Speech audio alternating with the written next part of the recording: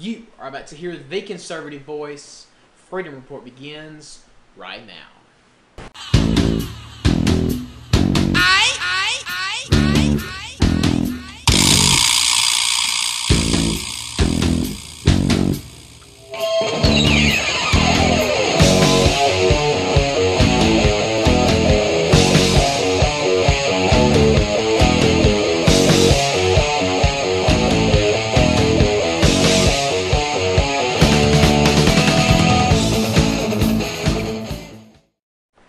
Good evening and welcome to the Freedom Report powered by the Madison Institute.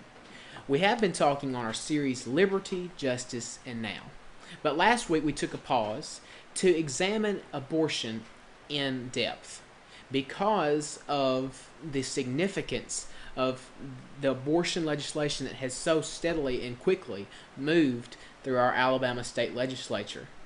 So last week we paused, and when we began looking in depth at abortion, we began looking at how it dates back to pagan worship and child sacrifice. But today, I want to move further into this and examine a more modern version of this idol worship. To help us out with this, I am joined again by my friend and guest host, Kelly Berry from the Madison Institute. So, Kelly, as a 15-year-old, my generation has sort of lost its understanding of the significance of abortion and the fight that's been going on, from the good side and from the bad side. So I want to ask you, what is abortion? What truly is abortion and its significance today? Abortion is the killing of a child for convenience. Now, most people will say that abortion only has to do with children. With the argument against that statement is that abortion only happens before they become a person. But when is that? And that's the question that we're trying to answer in the legislation in Montgomery. When does a person become a person? We hope that they're going to say it's point of conception. Absolutely. But the reason that's significant is because our laws say, and the Bible says, thou shalt not commit murder. When does the law take effect? Right. The issue you just said, we hope it begins at conception, is truly the issue they're trying to discuss. When does that law take effect? And so when is child murder okay? Is basically what they're trying to decide. Planned Parenthood is the largest abortion provider in the country. They started off as an organization in 1919, founded by a woman named Margaret Sanger. Her initial impetus in founding this organization was birth control. Mm-hmm. But the birth control was there, and she said this herself, calculated to undermine the authority of the Christian church. So once again, we have a person that established a group that was trying to undermine the church, which is now paganism, as we talked about last week. She was against the church and all charities. As a matter of fact, I want to quote this because this is her direct quote. She organized charity in itself as a symptom of a malignant social disease. Those vast, complex, interrelated organizations aiming to control and diminish the spread of misery and destitution and all the menacing evils that spring out of this sinisterly fertile soil are the surest sign that our civilization has bred, this is important, is breeding and perpetuating constantly increasing numbers of defectives, delinquents, and dependents. Wow. Can you imagine someone saying that today? This was the woman that founded Planned Parenthood. She also said in another place, I look forward to seeing humanity free someday of the tyranny of Christianity, and no less than capitalism. So it looks like she's having a problem understanding who the provider is. That's right. Or maybe not so much a problem finding out. Maybe she wanted to corrupt a whole people's view of who their true provider was. That's correct. She also said she wanted each woman to be a rebellious Vashti. Do you know who Vashti was? It was Xerxes' first wife, correct? Xerxes' first wife, and it wasn't Esther. Right. Okay, so Vashti was the rebellious one. She was the rebellious one. And so, as a result, her basic philosophy and creed as she went was no gods and no masters. Kind of interesting, isn't it? Because it looks like paganism, once again, is the foundation of an organization here. Right. As I said a while ago, it was founded in 1915 as the Birth Control League. In her goals for this organization in 1919, she said her goal was to create a race of thoroughbreds by encouraging more children from the fit and less from the unfit. In other words, this was the beginning of the eugenics movement. The people who begin to do selective breeding. Okay, now those words ought to really cause the hair on the back of your neck to stand up. Right. Because we've heard those words from other people. Let me continue. She also called for the elimination of human undergrowth, elimination of morons, misfits, maladjusted, and for the sterilization of genetically inferior races. Are the bells going off in your brain when you start hearing these kinds of quotes? Okay, she was a consultant to Hitler, and as a result, he followed her recommendations. And as a matter of fact, she publicly praised and defended Hitler's racial programs. Interesting, isn't it? Yeah. Because while Hitler was implementing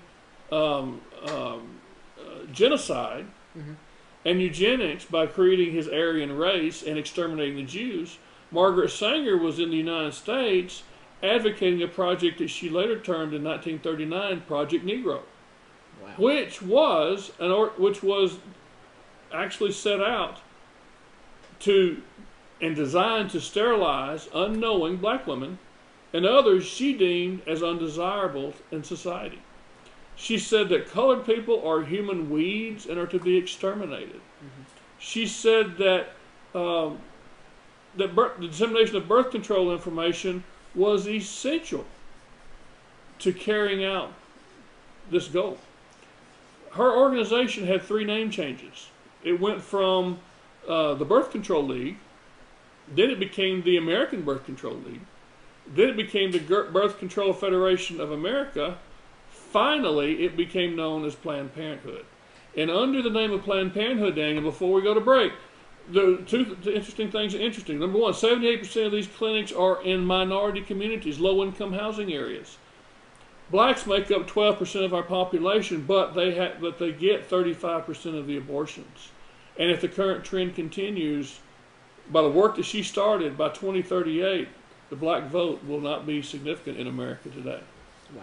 So real quick, before we go to break, I want to see the connection here. So we've got Planned Parenthood and Margaret Sanger, Right.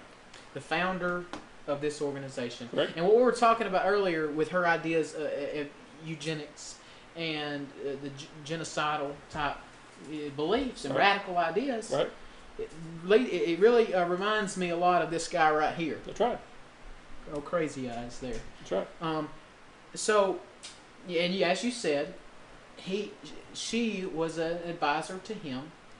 They're very similar time frames, and now his ideas and her ideas are directly linked Correct. to this organization that we are so holding dear to us Correct. in this country. Correct. It's crazy. We'll be right back in 1 minute. Perfect. The love, the ring, the diamond, the bridal collection by Natalie K.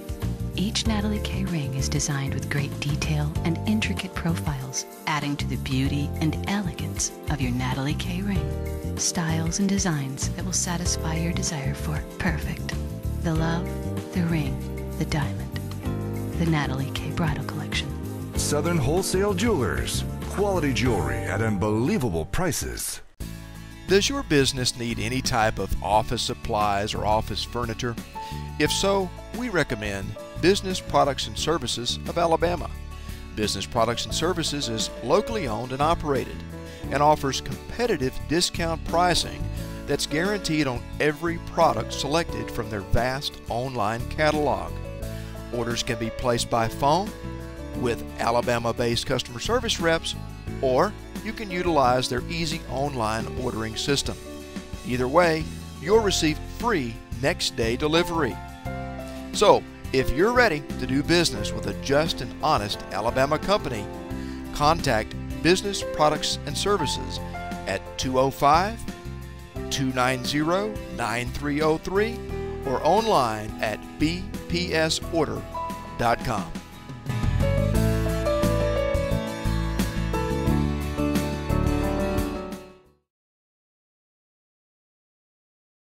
Welcome back. And where we left off, we were talking about Hitler, a genocidal man, and we were talking about Margaret Sanger, a eugenicist. Now, those are some big terms, Kelly, that we were using there. And for our audience and for me, let's clarify a little bit about what a eugenicist is and what a genocidal person is. Okay, a eugenicist strongly supports racial supremacy and purity, especially like the Aryan race. Right. So you saw that with Hitler. He was trying to purify the race, the Aryan race. In Margaret Sanger's sense, she was trying to purify the American race by getting rid of what she called misfits, right, and so forth.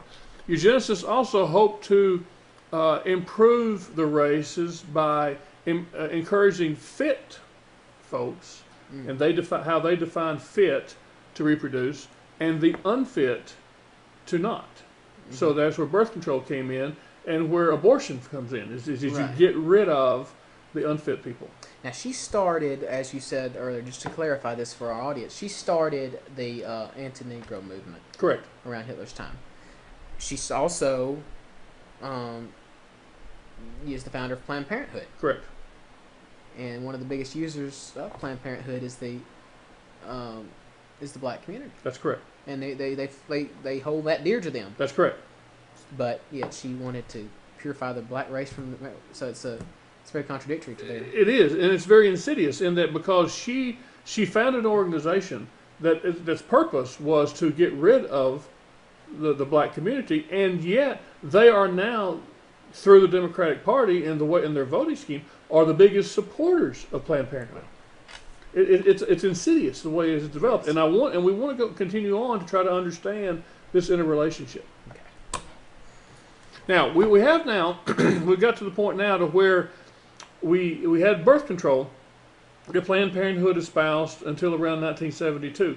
Right. 72, as you know, that's when Roe versus Wade came into being that allowed abortion on demand.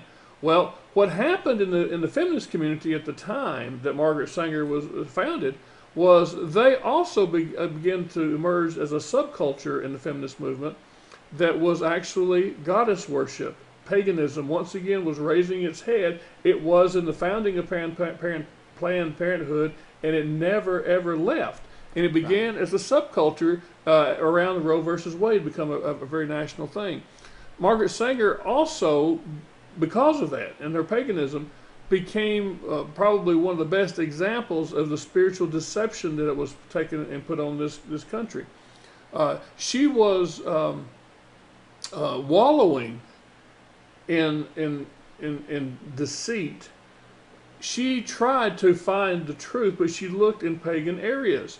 One quote says she tried to dispel depression by sex, by travel, Rosicrucianarian, which is a cult, through numerology, which again is a cult, and she also tried astrology. Wow. Hitler was a big guy in astrology. Hitler was a big astrologist. So once again, they were searching in the same areas for truth. Now, of course, we know where truth is. Right. It's in the Bible. It's in the Bible. And it's in God the Father. But nevertheless, they were searching, and they were trying to dispel the effects of the Bible in the Christian church. And yet here they are, searching, aimlessly searching, trying to find in other areas. She was a confirmed adulteress, and who consistently and publicly supported a woman's right to destroy the life that she created in her personal choices. She became deeply involved with a guy named Havelock Ellis, who was a modern-day false prophet, and who advocated a variety of strange sex practices and said they were the keys to spiritual enlightenment and power. Once again, paganism was at the root of this. Her militant and religiously promiscuous lifestyle, abortion became the only answer to satisfy what she was choosing to do. Mm-hmm. So as a result, abortion became the answer to her paganism. Wow. And all this is hidden under the umbrella of convenience. That's right. It's amazing, isn't it? Now, let's go look at a more recent thing that happened in 1985 at the National Abortion Federation. There was a guy by the name of Carter Hayward. He was an ordained Episcopal priest. And he stood up and gave a speech, and in his speech, this is one of her quotes: "If women were in charge, abortion would be a sacrament, an occasion of deep and serious and sacred meaning." A sacrament. Wow. Now that's a spiritual term, as you know, which is something that the church holds very, very dear. So here we have an ordained Episcopal priest saying that abortion should be a sacrament, that he was saying the church should hold abortion as a dear, good thing. No, that is not what Jesus taught. So Daniel, the importance of that statement is that here we have an ordained leader of a mainline church, supposedly is representing Jesus and the principles of the Bible to the world, that's describing child sacrifice as a sacrament or a holy rite of the church without fear of repercussion or excommunication from the church. It's unconscionable to me that could occur. Right, and they're trying to get it closer. I guess they're trying to get it as close to a false ideology of what God is trying to put forth. Right. Because, we've noticed here they're getting it close to the church, trying to get it infiltrated into our country, which is, as we've already proven, is a very deeply rooted in its Judeo-Christian principles. Right. So they're trying to get it as close as they can to where people looking from the outside looking in could be easily confused as to whether convenience, right, to where this is acceptable. They're trying to make it falsely acceptable. That's right. So here we go. Let's look at Margaret Sanger a little deeper.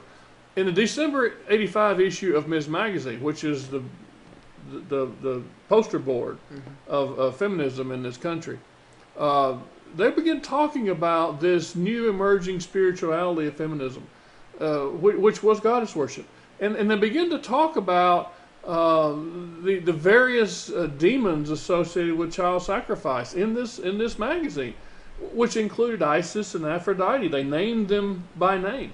Wow. And so this spirituality movement began and it is now almost ubiquitous throughout this movement.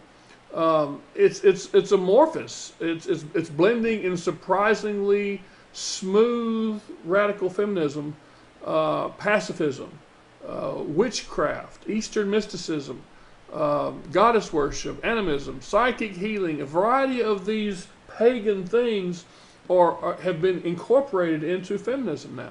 And so it's a nationwide thing. They hold workshops, day-long workshops, weekend meditation groups, and even, what would you consider satanic covens.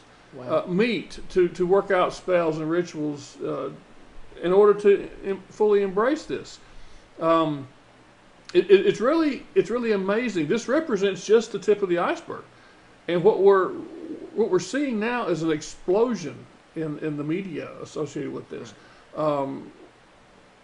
It's actually interesting too that at the end of this article, they quoted both the Bible and Ms. Magazine came to the conclusion that all of this is just spiritual deception and witchcraft. But real quick before we go, what is the overarching goal? Why is this? I know we've hinted around, but why is this so important? And why are they trying to push this so fast? Because they're trying to get rid of the impact of Christianity in the church. They're trying to get rid of the Christian principles of the Bible from our society. Once again, if you attack the principles, if you attack the foundation of our society, if you get rid of good and evil in this country, then they can take over the government, basically. We'll be right back with more on this and what we can do to change it. Perfect. The love, the ring, the diamond, the bridal collection by Natalie K. Each Natalie K ring is designed with great detail and intricate profiles, adding to the beauty and elegance of your Natalie K ring. Styles and designs that will satisfy your desire for perfect. The love, the ring, the diamond. The Natalie K Bridal Collection.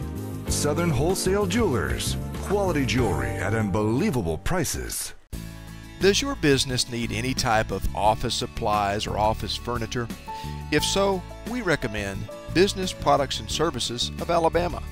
Business Products and Services is locally owned and operated and offers competitive discount pricing that's guaranteed on every product selected from their vast online catalog. Orders can be placed by phone with Alabama-based customer service reps, or you can utilize their easy online ordering system. Either way, you'll receive free next-day delivery. So, if you're ready to do business with a just and honest Alabama company, contact Business Products and Services at 205-290-9303 or online at bpsorder.com.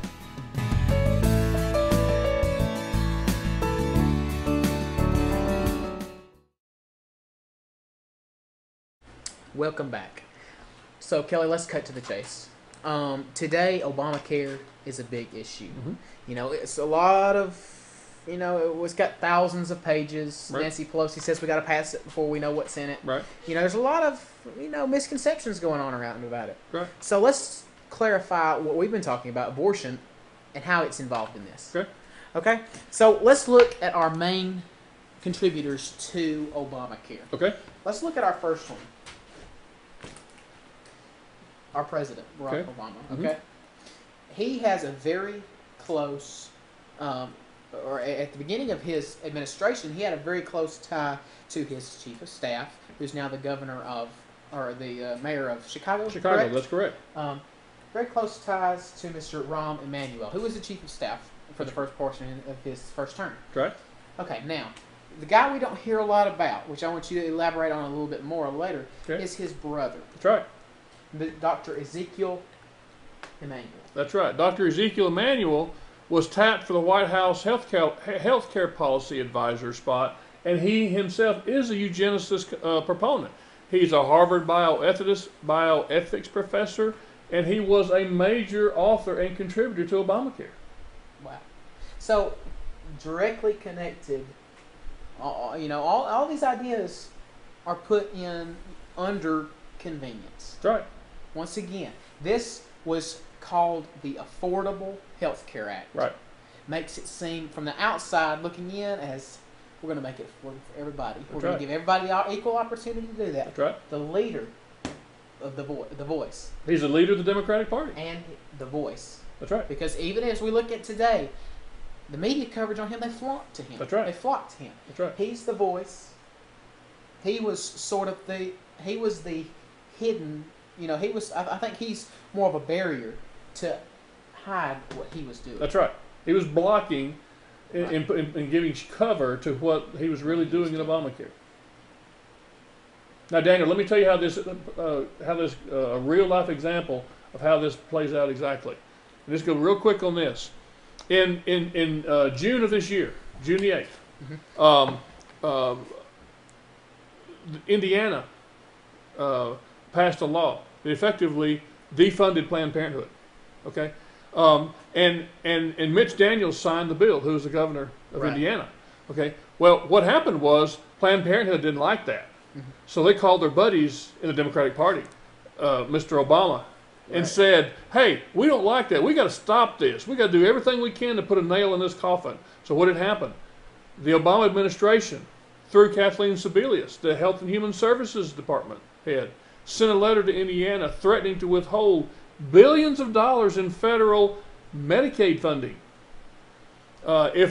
which is for low-income people, if the state didn't agree to go ahead and fund Planned Parenthood. Wow. Now, that's what you call economic extortion. Exactly. Okay, and so what happened was you can't now say that the Democratic Party is pro-life. You can't say that the Democratic Party is out to help the poor, because Right. what you see here is an economic terrorism kind of threat made against the state of Indiana. If you don't continue to fund Planned Parenthood, if you don't continue to kill babies, we're going to take away the money that you have to help low-income people. Wow. Can you imagine that? That didn't get reported in the news press like you would have thought. So what we have now is, because of your board up there, you have a direct connection from Margaret Sanger, who was a proponent of killing babies, directly through to the current president, And the Democratic Party has now, in my opinion, become the party of death. And I know we've been through a lot today, but let's look through a little bit about what we've been through really quickly. We talked about Margaret Sanger, the founder of Planned Parenthood, and how she was directly connected with Hitler. She was an advisor to Hitler, and a lot of the ideas they shared, and around the same time frame. And then we moved on to today's more recent connection of the abortion movement to today. Comes in to one of the largest costing bills passed by our Congress. That's the Affordable Health Care Act, or more commonly known as Obamacare. Passed, shoved down our throats by our president, whose senior advisor in the first part of his administration, Rahm Emanuel's brother, was placed in a position to where he could become he was the advisor as to our president as he was writing this bill. You know, we've talked about a lot. We've been talking about how abortion is how I've been saying the whole day, how abortion has been covered up by an umbrella of convenience, and how that is directly connected to pagan idol worship. And as a people, and as a generation, as our young generation, you and me, we have not only a right to make these changes, we have a duty to change the status quo. This doesn't have to be the way things are. I would love to be able to sit here in a few months from now and be able to say, look, this is the way things were. But thanks to you, and thanks to me, and thanks to the work that we're doing and the prayers that are going into this, we have moved forward. We have allowed ourselves as a country, as a state, and as a people to be blessed by God yet once again by changing the status quo, eliminating this abomination that we have accepted. You know, our generation hasn't accepted it as much as our parents' generation. But that's we cannot rehash over history. Doesn't matter who. Now, from what goes on today and for eternity is up to us. I challenge you today to make this day your launching pad. Do not. You can look back and learn from history, but don't be saturated in it. Take what the information that Kelly and I have been teaching, and let's move forward. Let's make this country that shining city on a hill, as Ronald Reagan called it. That's all the time we have for today, sadly enough. If you would like to be a sponsor for our program, you can contact us at the information on your screen. You're the God of this city. You're the King of this people. You're the Lord of this nation. You are. You're the light in this dark. Thank you. That's all the time we have for today. Kelly, thanks for being with us. Thank you, Daniel. Enjoyed it. And remember that the conservative voice stops right here. Thank you. There is no one like I.